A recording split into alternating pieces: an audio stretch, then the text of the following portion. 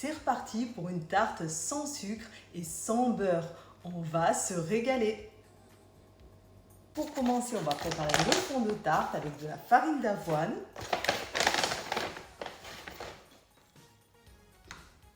Ensuite, pour sucrer la préparation, je vais mettre de la compote sans sucre. Je mets de la poudre d'amande et ce qui est bien avec la poudre d'amande, c'est que ça fait baisser l'IG.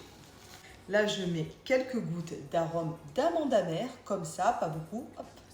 Plus qu'à mélanger. C'est une recette parfaite pour le week-end à partager. Ça t'évitera de l'acheter en pâtisserie et d'anéantir tous tes efforts de la semaine. Ce serait dommage. Donc ici, entre deux papiers de feuille sulfurisés, je vais étaler la pâte. Je pars sur les 3/4, tu vois. Et le reste, je vais le garder pour faire la pâte à crumble. Je te montrerai ça tout à l'heure.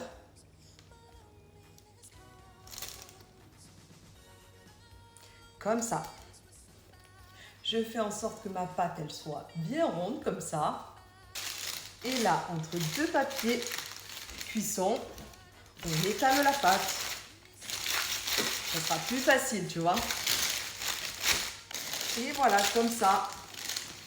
Je l'ai étalé très fin. On va se faire un truc ressemblant à la pâtisserie. Et là, plus qu'à retourner, on découpe les bordures et on jette rien. On va le garder pour faire l'appareil à crumble. Comme ça. Hop. Je vais garnir avec des belles prunes, là, comme ça. Ça va être magnifique.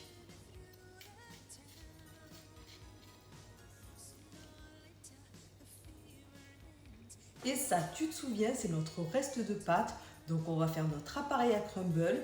Je vais rajouter de la poudre d'amande dessus pour que ce soit un peu plus sec. Et là, je vais mélanger avec les doigts. Ce sera plus facile parce que sinon, ça colle.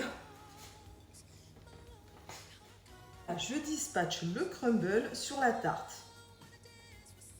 Et pour tous ceux qui ont besoin d'aide en nutrition pour perdre du poids, n'hésitez pas à me contacter car toutes les recettes que je poste, elles me servent à vous concocter des menus 100% personnalisés. J'envoie ça au four et je vous retrouve tout à l'heure.